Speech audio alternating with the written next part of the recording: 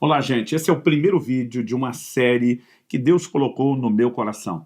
Produzir resumos doutrinários. Sim, vamos tratar apenas da doutrina bíblica, né? Tanto aquilo que fundamenta a nossa fé, como determina a nossa prática e que tem o objetivo de nos aperfeiçoar em Deus. Para quem não sabe, uma das razões pelas quais o nome do nosso ministério é Orvalho é baseado em Deuteronômio 32, verso 2, que diz: goteje a minha doutrina como a chuva, destile a minha palavra como orvalho, como chuvisco sobre a relva e como gotas de água sobre a erva. Tanto a expressão gotejar como destilar, elas são idênticas, são sinônimos, porque destilar é o gotejar, é o gota a gota. Isso significa o quê? Que a doutrina, né, o ensino, a palavra de Deus, ela nunca é despejada no seu conteúdo integral de uma vez só, de forma instantânea e única.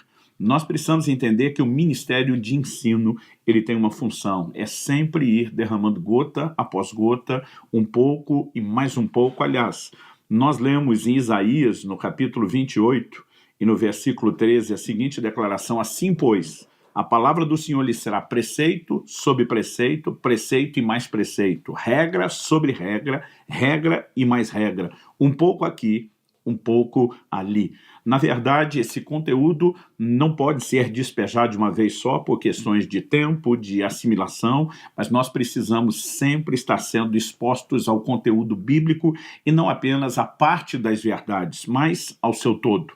Algo que me chama sempre a atenção é que em Atos, no capítulo 20, quando o apóstolo Paulo está reunido com os presbíteros de Éfeso, eles se encontram em Mileto para uma reunião, ele faz a seguinte declaração no verso 20 de Atos 20: jamais deixando de vos anunciar coisa alguma proveitosa. Tudo aquilo que era proveitoso, Paulo diz, eu não deixei de anunciar a vocês. Depois, no verso 27, ele afirma: jamais deixei de vos anunciar todo o desígnio de Deus. Essa palavra traduzida desígnio, ela também significa conselho, propósito. Em outras versões vai aparecer todo o conselho de Deus, todo o propósito de Deus. Ou seja, Paulo entendia que o ensino não podia ser fragmentado. Ele não podia comunicar algumas verdades sobre algumas áreas e deixar outras. Essa preocupação de quem ensina, de comunicar o conteúdo integral, porém não de uma vez, tem sido a estratégia com a qual Deus tem nos movido a trabalhar essa série de vídeos. E eu quero começar hoje falando, em primeiro lugar, né, nesse vídeo piloto dessa série, falando sobre a importância da doutrina. Eu quero começar lendo 2 Timóteo, capítulo 3, dos versos 14 a 17, na Nova Almeida atualizada. O texto diz assim: quanto a você, permaneça naquilo que aprendeu e em que acredita firmemente. Permaneça naquilo que aprendeu, vou repetir, em que acredita firmemente, sabendo de quem você o aprendeu e que, desde a infância, você conhece as sagradas letras que podem torná-lo sábio para a salvação pela fé em Cristo Jesus. Toda a Escritura é inspirada por Deus e útil para o ensino, para a repreensão, para a correção, para a educação na justiça, a fim de que o servo de Deus seja perfeito e perfeitamente habilitado para toda boa obra. Basicamente, nós vemos que as sagradas letras, a palavra de Deus, podem nos tornar sábio para a salvação. Mas além de nos conduzir à experiência de salvação, a Bíblia fala de um processo de aperfeiçoamento. A Bíblia também apresenta a importância de que a gente permaneça firme naquilo que aprendemos e que acreditamos firmemente. Eu gosto dessa tradução, acreditamos, né? Ou Paulo diz em que você acredita firmemente. Por quê? Porque essa palavra no original hebraico é a palavra pistos. Na Almeida atualizada, ela foi traduzida só assim: permanece naquilo que aprendeste e de que foste inteirado. Mas o significado de pisto, né, fala de tornar fiel, digno de confiança, tornar firme, mas também fala de ser firmemente persuadido, né, de ter a garantia. Então ele fala de uma convicção, que é a convicção de fé. Então, particularmente, né, eu gostei muito da forma como a Nova Almeida traduziu isso, em que acredita firmemente. Aqui fala de confiança, fala de firmeza, e eu e você precisamos entender que é exatamente isso que a palavra de Deus deve gerar em nós. Não apenas nos tornar sábios para a salvação, mas nos levar a ter convicção, andar e permanecer nas verdades que aprendemos e entender que nesse processo não apenas preservamos a fé que nos levou à experiência da salvação, mas somos aperfeiçoados. A palavra foi traduzida aqui, ensino, né? Quando a Bíblia diz no verso 16, toda a escritura é inspirada por Deus e útil para o ensino, no original grego é didaskalia, seu significado é, além de ensino, instrução, doutrina, ensinamentos, preceitos. Muito parecida com a palavra didaquê, que também significa ensino, aquilo que é ensinado, doutrina, o ato de ensinar e instrução, né? Quase como a gente usar no português doutrina e doutrinamento, por exemplo, né? Nós estamos falando praticamente de um sinônimo, e essas duas palavras, elas são muito usadas na maioria dos versículos que eu vou apresentar aqui para vocês. Então, algo que eu quero chamar a sua atenção é que o ensino gera fé, leia-se convicção, que conduz à salvação, mas também corrige a conduta de acordo com Paulo, educa na justiça e aperfeiçoa o servo de Deus. Isso é gerado pelo ensino, não por uma única pregação que levou à conversão, né, mas por um processo de continuidade da palavra de Deus sendo ministrada. Então, antes de mais nada, eu quero começar em primeiro lugar, já que a palavra doutrina ela significa ensino e instrução, já que ela é a chave de tudo que nós queremos comunicar nessa série, eu quero começar pelo ensino ou pela doutrina de Cristo. Quando olhamos para os evangelhos, nós vemos que os momentos de ensino, eles obviamente tiveram preeminência no ministério de Cristo. Mateus 22, 33 diz, ouvindo isso, as multidões se maravilhavam da sua doutrina. Marcos capítulo 4, verso 2 diz, assim ensinava-lhes muitas coisas por parábolas. Lucas capítulo 4, verso 15, ensinava nas sinagogas sendo elogiado por todos. João capítulo 6, verso 59, Jesus disse essas coisas quando ensinava na sinagoga de Cafarnaum. Seja o verbo ensinar aparecendo aqui, ou a expressão doutrina, todos eles, no original grego, são a palavra didaquê. Nós precisamos entender, apresentando aqui uma versão resumida, né, o contexto da progressão da revelação de Deus, que no Antigo Testamento havia uma lei. Ela foi comunicada por um legislador, que é Moisés. João capítulo 1, verso 17 diz, a lei foi dada por intermédio de Moisés. Mas a Bíblia diz a graça e a verdade por meio de Jesus. Nós precisamos entender que quando a graça chega, ela não chega instaurando um tempo sem lei, ela promove uma mudança de lei. Houve uma mudança de sacerdócio, do sacerdócio levítico da antiga aliança, que era regido pela lei de Moisés, pelo sacerdócio de Cristo, que o livro de Hebreus diz que é segundo a ordem de Melquisedeque, é o sacerdócio da nova aliança. E Hebreus 7,12 diz que onde há mudança de sacerdócio, há mudança de lei. É por isso que Jesus vem dizendo em João 13,34, um novo mandamento vos dou. O que eu e você precisamos entender é que Cristo é um novo legislador. Ele veio trazer uma nova lei, e essa, a partir da chegada de Jesus, do início do seu ministério, passou a ser ensinada. A lei tinha que ser conhecida, tinha que ser entendida para que pudesse ser praticada. Então ela foi denominada, nas palavras do próprio Jesus, como doutrina de Deus. Olha o que diz João capítulo 7, de 15 a 17. Então os judeus se maravilhavam e diziam, como é que ele pode ser letrado se não chegou a estudar? Jesus lhes respondeu, o meu ensino não é meu, mas daquele que me enviou. Se alguém quiser fazer a vontade de Deus, conhecerá a respeito da doutrina, se ela é de Deus ou se eu falo por mim mesmo. Jesus está usando os sinônimos ensino, doutrina, e ele diz, ela procede de Deus. Posteriormente, Jesus ordenou que seus apóstolos ensinassem, e aqui nós podemos destacar que o uso da palavra lá na grande comissão é didasco, o ato de ensinar. Jesus ordenou que seus apóstolos ensinassem quem? Os novos discípulos que seriam batizados. Para quê? Para que eles pudessem guardar as suas ordenanças. Jesus está dizendo, a partir do momento que eu não mais estarei presente, o ensino, a doutrina continua. Dessa vez, vocês vão reproduzir a doutrina de Deus que eu reproduzi, vocês irão reproduzir a partir de agora. Por isso, a mensagem pregada por eles posteriormente foi denominada de a doutrina do Senhor. Mesmo com os apóstolos pregando, eles basicamente estavam dizendo, nós não estamos falando ou anunciando aquilo que é nosso, mas aquilo que nós recebemos do Senhor. A Bíblia nos fala em Atos, no capítulo 13, a respeito de Paulo e Barnabé pregando na ilha de Pafos, e lá a Bíblia diz que eles tiveram a oportunidade de evangelizar o procônsul Sérgio Paulo. Nós lemos no verso 12 de Atos 13. Então o procônsul, vendo o que havia acontecido, creu, maravilhado com a doutrina do Senhor. Esse era o adjetivo que era dado para aquilo que os apóstolos pregavam, a doutrina do Senhor. Embora Atos, capítulo 2, verso 42, diz que os discípulos, os novos convertidos, perseveravam na doutrina dos apóstolos, porque eles entendiam que era aquilo que os apóstolos estavam ensinando, mas ao mesmo tempo havia sempre um adjetivo de que o que eles ensinavam era aquilo que Cristo ensinou, que por sua vez ele mesmo afirmou ser a doutrina de Deus. É importante entendermos, Paulo, por exemplo, ele vai declarar aos Coríntios, eu vos entreguei aquilo que também recebi do Senhor. Paulo está dizendo, eu não estou ensinando algo de mim mesmo, eu estou ensinando aquilo que eu recebi do próprio Jesus. Então, essa doutrina, esse ensino passou a ser promovido. Vamos falar agora da doutrina dos apóstolos, que era o posicionamento deles de comunicar aquilo que haviam recebido do Senhor Jesus.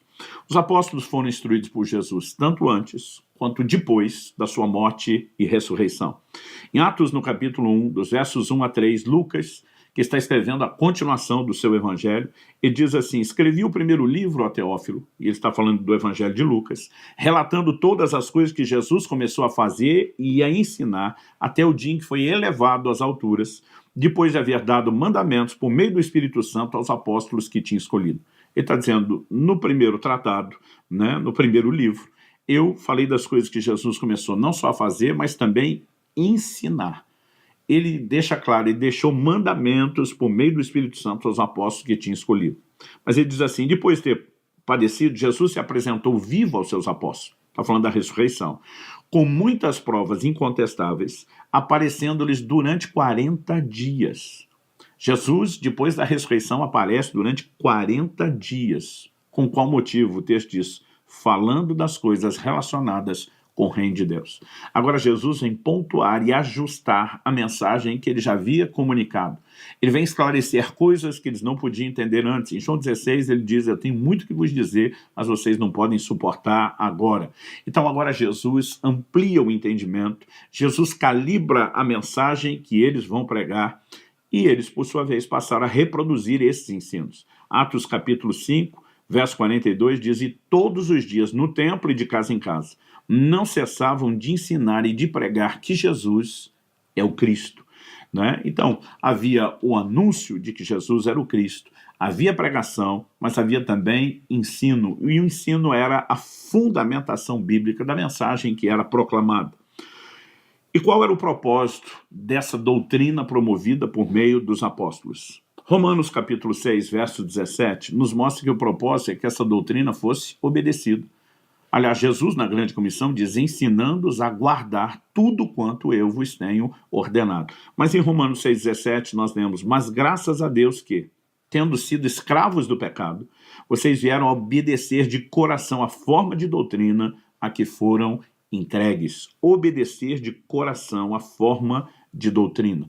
Algo que eu e você precisamos entender e compreender, que o propósito da doutrina não é apenas pautar a convicção, o trilho do que nós cremos, definindo, obviamente, o que cabe e o que não cabe na nossa fé.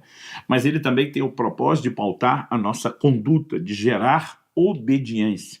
Então você vai ver, por exemplo, Paulo se reunindo por 2 anos, um espaço de 2 anos, com os discípulos na cidade de Éfeso, numa escola de Tirano. Outra cidade, a Bíblia diz, Paulo permaneceu 1 ano e meio ensinando esses irmãos. O que era o foco desse ensino antes que Paulo mudasse de cidade, depois deixar os líderes? Trazer essa capacidade de ter um panorama, de entender de forma completa o propósito de Deus. Depois de gastar esse tempo com eles, 2 anos só na escola de Tirano, um outro texto vai falar que Paulo gastou 3 anos em Éfeso, ele diz, eu não deixei de vos anunciar todo o desígnio, todo o conselho, todo o propósito de Deus. Muitas vezes nós acabamos, em nome de uma necessidade, sacrificando outra. Por exemplo, nos cultos públicos das nossas igrejas, estamos preocupados com os visitantes, que eles possam entender uma palavra evangelística, ser levados a Cristo, porque isso é parte da nossa missão. Mas, de alguma forma, a igreja acaba negligenciando o ensino, a comunicação da doutrina. Algumas igrejas estabelecem outras reuniões para isso, mas o percentual de pessoas que vai participar acaba sendo mínimo, né? Nossa intenção, o Orvalho.com, ele existe para ajudar, para fortalecer as igrejas. Nós queremos levar as pessoas a um entendimento maior do escopo doutrinário. Há muitas coisas que nós fazemos e nem sabemos por que fazemos. E nós precisamos entender com clareza o ensino bíblico. Isso vai gerar não só a convicção de qual é o nosso trilho doutrinário, vai determinar também nossas práticas, mas vai permitir que eu e você sejamos aperfeiçoados. Eu tenho carregado uma preocupação enorme, não apenas como ministério de ensino que entende a sua importância, mas pensando como um pastor, pensando como alguém que tem discipulado crentes por mais de 3 décadas, eu tenho carregado uma preocupação. O evangelho moderno tem ganhado contornos cada vez mais antropocêntricos. Nós temos tirado Cristo do centro do evangelho, colocado o homem às suas necessidades, e parece que o tempo todo o único propósito da pregação é fazer com que as pessoas se sintam bem. Eu, particularmente, não concordo com isso. É bíblico que haja encorajamento, que haja ânimo, que haja fortalecimento na fé. Nós vamos ver essas coisas nas Escrituras, mas não veremos só isso sendo produzido pelas pregações. A Bíblia também fala de exortação, de confronto, de correção. Eu vi uma frase muito tempo atrás de um pastor amigo dizendo que mensagem boa não é apenas aquela que você sai feliz com o pregador, mas muitas vezes aquela que você vai sair triste consigo mesmo, reconhecendo a necessidade de ajustes, de mudanças. Me preocupa também não apenas essa questão de um foco antropocêntrico, mas nós passamos a determinar o que é importante de acordo com a perspectiva egoísta. Se eu sinto que eu preciso ser encorajado, então importante é só mensagem de encorajamento. Mas a pergunta é, por que eu vivo tão continuamente desanimado, precisando o tempo todo ser programado por essas mensagens de automotivação? Né? Repito, não estou dizendo que elas não têm a sua importância, mas nem de longe elas deveriam ter a importância que nós estamos dando. Muitas vezes nós só vivemos tão desanimados, precisando toda hora de uma carga de motivação, porque não entendemos as verdades bíblicas, não entendemos quem somos, não entendemos a forma de viver, a maneira de praticar o evangelho. E tem pessoas que, obviamente, elas não estão conseguindo se conectar com Deus, com a realização que poderiam ter dele, justamente por falta de instrução e entendimento. E o que nós precisamos é que as pessoas amem a palavra de Deus a ponto de dizer, eu quero aprender aquilo que a princípio nem me parece tão prático. Romanos nos diz no capítulo 15, no verso 4, tudo quanto foi escrito para nosso ensino, para nosso doutrinamento foi escrito. A doutrina é extremamente importante, não apenas para definir o código de fé, para definir obviamente, nossas convicções, também o nosso código de conduta e também para nos aperfeiçoar. A comunicação da palavra, seja uma mensagem direta provocando a nossa fé ou não, ela gera fé. Romanos 10:17 diz que a fé vem por ouvir e ouvir a palavra. Não importa o tipo de assunto que estamos ouvindo, alguma área dessa esfera, desse escopo enorme de necessidade do uso da nossa fé sempre estará sendo fortalecida pela comunicação da palavra. Então é muito importante que a gente valorize a doutrina. Os apóstolos a valorizaram porque obedeceram ao mandamento do Senhor e dedicaram tempo ensinando. Mas eles também demonstraram preocupação com a preservação da doutrina. Assim como Jesus estava dizendo, olha, eu estou partindo, eu não vou estar, eu preciso que vocês continuem ensinando. Essa primeira geração apostólica estava preocupada que aquilo que eles comunicavam não parasse de ser pregado, de ser proclamado, de ser anunciado depois que eles partissem. Por exemplo, em 2 de Pedro, no capítulo 1 e no verso 15, o apóstolo diz o seguinte, mas de minha parte me esforçarei ao máximo para que sempre, mesmo depois da minha partida, vocês se lembrem dessas coisas. E ele estava falando de coisas que eles já conheciam, por isso que ele usa o verbo lembrar. No verso 12 ele diz, por essa razão, sempre estarei pronto para fazer com que vocês se lembrem dessas coisas, embora já as conheçam, e tenham sido confirmados na verdade que receberam. Então o apóstolo está dizendo, gente, nós não ensinamos algo apenas quando é novidade, alguém nunca ouviu. Ele diz, nós fazemos questão de lembrar vocês, de bater na mesma tecla. O livro de Hebreus nos diz no capítulo 2, importa que nos apeguemos com mais firmeza às verdades ouvidas, e esse é o nosso propósito. Nessa preocupação de preservação, os apóstolos não estavam preocupados apenas com a continuidade, com a preservação do ensino no sentido de continuidade, mas também da sua qualidade. Eles eram cuidadosos com a doutrina e zelavam por ela, né? Por quê? Sabiam das ameaças que viriam. Olha o que Paulo diz em Atos 20, de 29 a 32, naquela conversa com os presbíteros de Éfeso. O apóstolo diz: eu sei que depois da minha partida aparecerão no meio de vocês lobos vorazes que não pouparão o rebanho, e que até mesmo entre vocês se levantarão homens falando coisas pervertidas. Pervertidas aqui não é apenas um conteúdo impuro de palavrão, mas é a distorção do conteúdo da mensagem, para arrastar os discípulos atrás de si. Portanto, vigiem, lembrando que durante 3 anos, noite e dia, não cessei de admoestar com lágrimas cada um de vocês. Agora, pois, eu os entrego aos cuidados de Deus e à palavra da sua graça, que tem o poder para edificá-los e dar herança entre todos os que são santificados. Né? Houve na Escritura uma classificação específica de uma sã doutrina. A palavra sã significa que não está doente, sadia, né? O que sugere, então, que haja também uma doutrina doente, doentia, que vem, né, sendo comunicada completamente fora da sua estrutura, da maneira como deveria ser. Em Tito, capítulo 2, verso 1, Paulo diz: mas você ensine o que está de acordo com a sã doutrina.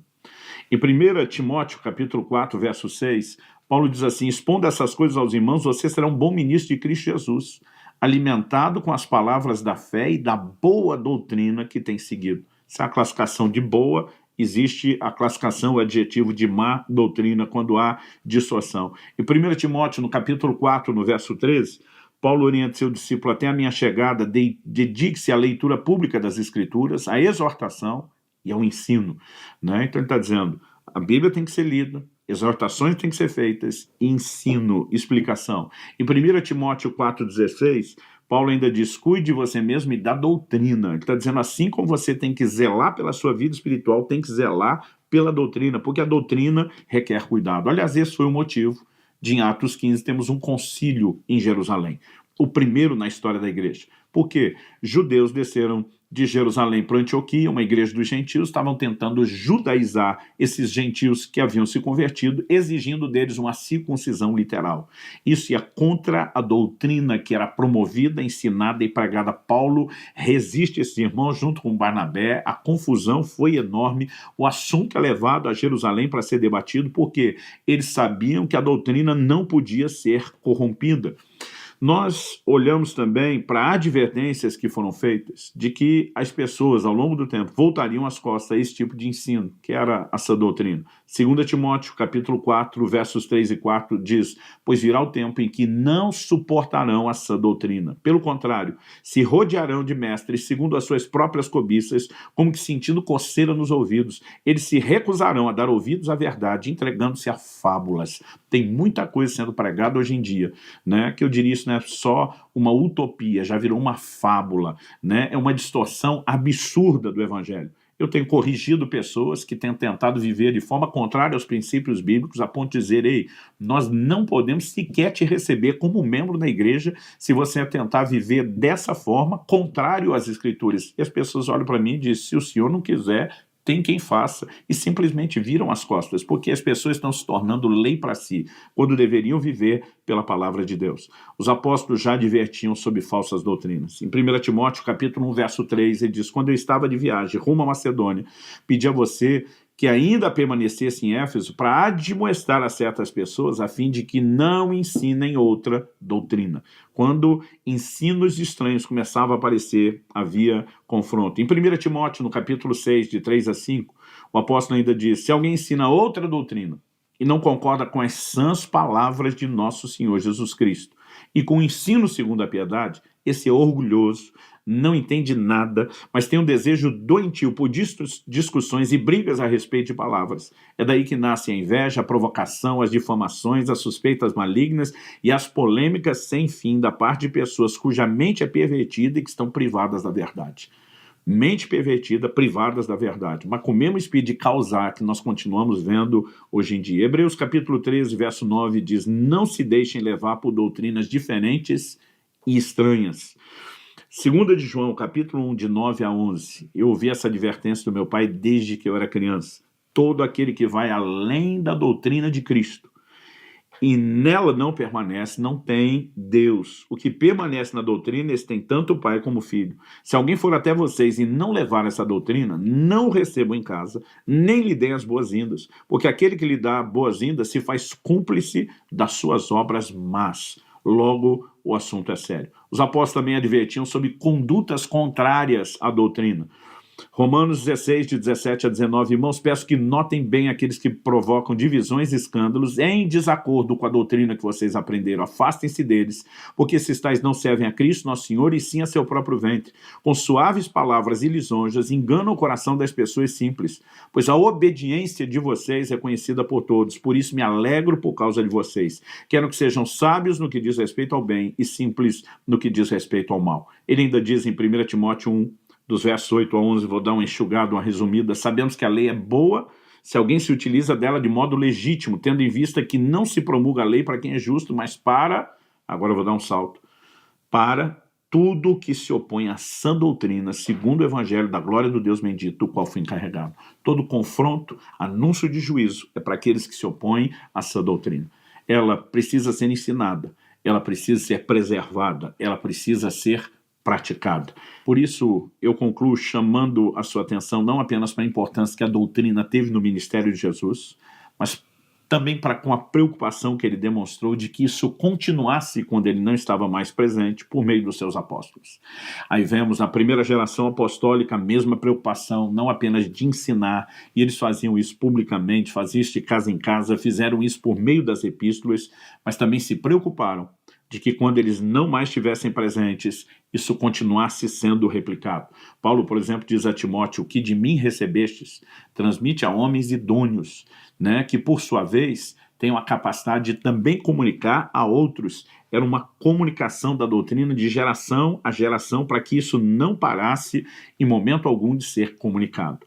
Em toda essa preocupação, o que nós percebemos na revelação bíblica é que o propósito da doutrina é comunicar, em primeiro lugar, um código correto de crenças. Isso precisa ficar bem claro. Efésios 4,14 diz para que não mais sejamos como crianças, arrastados pelas ondas, levados de um lado para o outro, por qualquer vento de doutrina, pela artimanha das pessoas, pela astúcia com que induzem ao erro. E tem muita gente hoje, principalmente na plataforma do YouTube que também usamos, empurrando as pessoas para o erro. Por quê? Ventos de doutrina, porque um código correto de crença não foi construído e edificado. Segundo lugar, o propósito da doutrina é promover ou comunicar um código correto de conduta. Tito, capítulo 2, versos 9 e 10, diz: quanto aos servos, que sejam em tudo obedientes ao seu senhor, dando-lhe motivo de satisfação, que não sejam respondões, nem furtem, mas que deem prova de toda fidelidade, conduta, a fim de que em todas as coisas manifestem a beleza da doutrina de Deus, nosso Salvador. Porque a doutrina não determina só o código de crenças, mas a forma como nós nos conduzimos. Nós vamos falar tanto de uma coisa como de outra nessa série de vídeos. Em terceiro e último lugar, aperfeiçoar o homem. No texto inicial, mencionamos a declaração de Paulo a Timóteo: toda a escritura é inspirada por Deus e útil para o ensino, para a repreensão, para a correção, para a educação na justiça, a fim de que o servo de Deus seja perfeito e perfeitamente habilitado para toda boa obra. Mas em Colossenses 1,28, Paulo também diz: este Cristo nós anunciamos, advertindo a todos e ensinando, doutrina, a cada um em toda a sabedoria, a fim de que, aqui é um indicativo de propósito, a fim de que apresentemos cada pessoa perfeita em Cristo Jesus. Nós vamos manter uma média de 30 minutos nesses vídeos para que a gente consiga apresentar conteúdo que acrescente. Como teremos vídeo todas as semanas, alguns assuntos serão divididos. Obviamente, não vamos apresentar a doutrina de forma exaustiva, detalhada, nem só em terminologia teológica técnica. Vamos apresentar resumos da doutrina, mas que, gota a gota, semana a semana, vídeo a vídeo, vão trazer um entendimento muito prático e importante para a sua fé. Espero que você seja, de fato, abençoado através do entendimento de por que estamos promovendo esses vídeos e através do entendimento bíblico e de impacto para a sua fé que eles vão produzir. Se você for abençoado, o que eu tenho certeza será, compartilhe, nos ajude a alcançar o maior número possível de pessoas. Que Deus nos abençoe e que Ele nos ajude a entender a importância da doutrina, zelar por ela, andar e caminhar nela, de maneira que honre e glorifique a Deus. Um texto que me chama a atenção desde a adolescência está lá em Esdras, no capítulo 7, no verso 10, quando a Bíblia fala desse grande sacerdote reformador e diz: porque Esdras pôs no coração o propósito de 1. Buscar a lei do Senhor, 2. Cumpri-la, e 3. Ensinar em Israel os seus estatutos e os seus juízos. Há mais de 30 anos eu venho me dedicando, meu coração vem ardendo, né? Ele carrega esse propósito de buscar a lei do Senhor, ler e estudar a palavra de Deus com constância, com intensidade. Com qual propósito? Vivê-la, mas também poder ensinar. E eu espero que tudo aquilo que você receberá por meio desses vídeos, de fato, possam te ajudar no trilho das suas convicções, nas suas práticas e contribuir para o seu aperfeiçoamento. Deus abençoe, uma boa e longa série de ensino para você.